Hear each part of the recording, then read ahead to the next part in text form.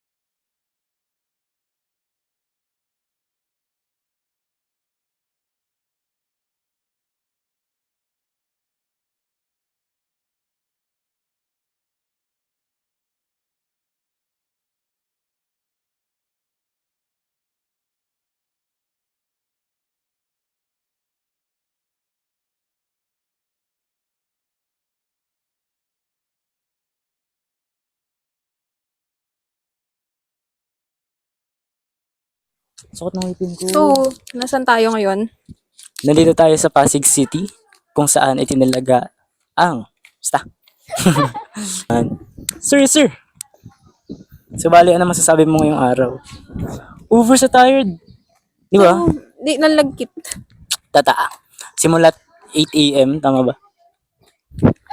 So, 6. Oo, kasi overcome yung kasama. Pinutin mo nga yung doorbell, tapos takbo tayo. Yan. sabi ni Alte, mukhang kawawa dyan. Ay, Walang abog-abog eh. Mukhang kawawa dyan. Kasi akala ko sa madaming tao. Wala nang good morning. namaltrato pa eh. No? Didiretso ba tayo? Ano? Sige, manguna-nguna kayo. Mga papansin talaga kayo. Ano ba? Nakakadili po. Didiretso ba? Ay,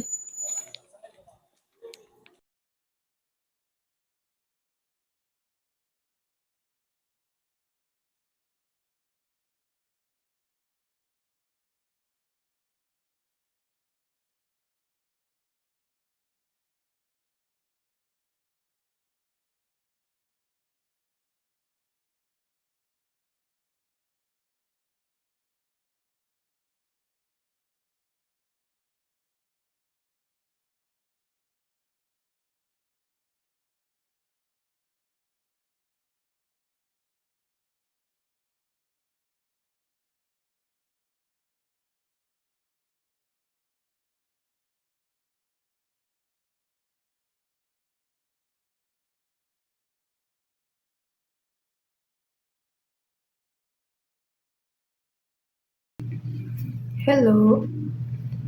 So, I wanted to make this video short lang. Para lang masabi ko nakakaiba to sa nauna kong dalawang vlogs. Hindi, kasi I wanted to make this really different talaga. Feeling ko naririnig yung tricycle. Bahala na. Gusto kong gawin tong different from the other 2 episodes since this marks the end of my first year sa PUP.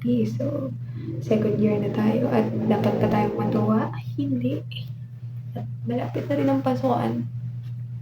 Bahala na. Okay. So, second sem, daming nangyari. Hindi na ako napag-vlog masyado.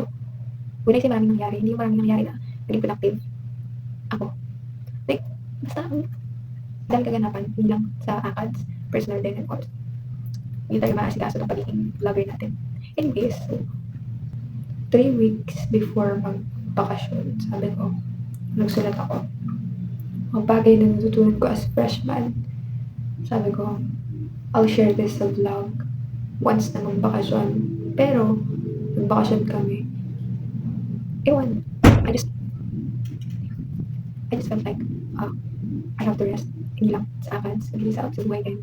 And I have to recover from the things na nangyari sa akin during my first year. So yun, huwag na tayo magdrama dito. So, eto. Let's go with try not to take everything in control. Siguro, sinusulat ko kasi to, sabi ko, common sense na yan na yan ang description. Alam mo na yan, sasabihin mo sa vlog mo. Ngayon, hindi ko na maalala. Naalala ko, black hair na ako. So, yun. Try not to take everything in control. Siguro, gusto ko lang sabihin dito na hindi talaga lahat, like, sadly, or unfortunately, hindi talaga lahat ng bagay ay makokontrol natin. or kaya nating gawa ng paraan. Like, meron talagang outside forces, outside, pwede mo muna dito, hindi, meron talagang mga pangyayari na hindi natin kayang gano'n. Basta, gets nyo na yun. Hindi naman ako nagbibigay ng tips, sinasabi ko na yung natutunan ko. So, sana hindi ako mabash. Next is learn to separate emotions from studies. Siguro, this is more on personal life. Like, learn to separate your personal life from studies or from academic life. Kasi I have encountered having conflict kasi, or having difficulty kasi nagkakaroon ng conflict between my personal and my academic life. So, yun, that is one thing also na masasabi ko ng student ko as first year. Next is right people will show you who you really are. And, totoo. Kasi, yung experience, I'm not saying na generally, like, in general mangyayari ito, or sa lahat mangyayari, pero magkakaroon ka ng kaibigan, or mapapaligyan ka ng mga tao na feeling mo, hindi ikaw yun kapag kasama mo sila. And mag-experience mo yung mga mga tao na feeling mo, yun yung truest self mo kapag kasama mo sila, or napapakita mo sa kanila without any judgment or without the word of judgment. Yun. So, siguro, gusto ko rin i-highlight dito yung importance na, like, magandang circle of friends, ganyan. So, choose your friends wisely sa college. So, mahirap ang college. Mahirap din ang buhay na dadating or napaparating sa college. And I hope huwag na natin pahirapan pa yung sarili natin from choosing people, you know, who cannot, ang ingay, naririnig yun for sure. Yun. Going back, huwag na pahirapan yung sarili natin by choosing people na like magiging mas lalo magpapahirap, ganun. Next, doing nothing is doing something. So, like one thing, and told ko, importance of rest, talagang hindi mo talaga kaya maging all out. Like, I'm not generalizing once again, pero yung nakita natin na all-nighters, ganyan, sa SOCMED, ay hindi na tutulog in all, basta all out sila during the whole sem or yung like final week, midterm week. Wag, or hindi, hindi ako nag-advise. So, hindi ko yung thing, hindi ko sinusupport yung ganong klase ng behavior during college. I mean, I experienced na rin na puyat, hindi matulog for an exam, for a task. And from there, na, like, natutunan ko yung importance ng rest. And yeah, I hope, hindi na mangyari yun sa iba na, like, whenever they rest, they feel guilty about it. Hindi, wag. Hindi ka nga nag-a-advise, diba? Pero yun nga, when we're doing nothing, or when we think that we're doing nothing, siguro, when we're doing nothing physically and we thought that we're doing nothing, siguro dapat i-keep natin in mind na our body is trying to recover from the things that happened. Our mind is trying to absorb the things na nangyari. For example, for 1 week, ganyan. And I'm telling you guys na magpahinga talaga kayo kasi kapag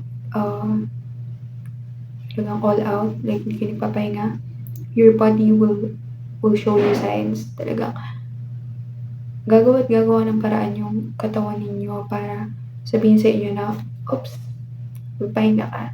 Kailangan ko magpahinga na mapagod na ako. Ganun. Next, fifth. Saan na ba papunta to? Ewan, 8 minutes for nothing. Anyways, fifth and last na to is to reward yourself. So, hindi ako fan ng delayed gratification. I'm sorry. Ito, opinions ko lang ito, sana hindi basta, hindi ako fan ng delayed gratification. Once, nangyari din sa akin, syempre, pero, like, bago naman tayo, hindi maniwala tayo sa something, diba? Kaya hindi maniwala. Anyway, yung mating philosophy. Like, sinasabi ng iba, life is a race, and I agree to that. Life is indeed a race. So, it's running our obligation in the context of race. Diba, like, after mo ba tumakbo sa race, hindi mo i-reward yung sarili mo na, like, mag-rest or ng tubig or what. It's ba? Basta naman, like, sana yung ginagawa natin sa buhay, all of them deserves, like, a reward, ganun. Ang labo na, like, legit. Anyways, yeah. Like, kung sana natin isipin na may achievements. Achievements lang naman yun. Sadly, feeling naging mindset ng maraming tao and wants din sa akin. Pero, I don't think so if that is healthy for our mental health. And like I said, we should give our bodies time to rest and our minds time to relax. Relax sa hindi relax. Sa mga nangyayari or nangyayari sa paligid natin. And so, Pero when I say reward yourself, hindi naman like ubusin mo yung allowance mo, ganyan. Siyempre, all of the things that I learned, like if you're going to apply it sa inyo, is like do it responsibly naman. Bakit ba nagpapaliwanag? Ako lang naman manonood nito. Anyways, yun nga. At ano pa bang siguro manifesting na second year will be good to us. At sana ay ano pa bang isasana ko? Mahirap talaga ang college. Mahirap din ang buhay. So, siguro sana maging okay ako the whole time. Okay ako, okay yung mga kaibigan ko, yun. And siguro outro para sa vlog na to. Like what I'm also always praying for. I hope people will find their purpose in life. And I hope na maging masaya ang bawat isa sa ginagawa nila and na-enjoy nila yun. So yun lang naman, again, enrolled na ako and see you next ep. Yun lang ba? Okay na yan. Bye!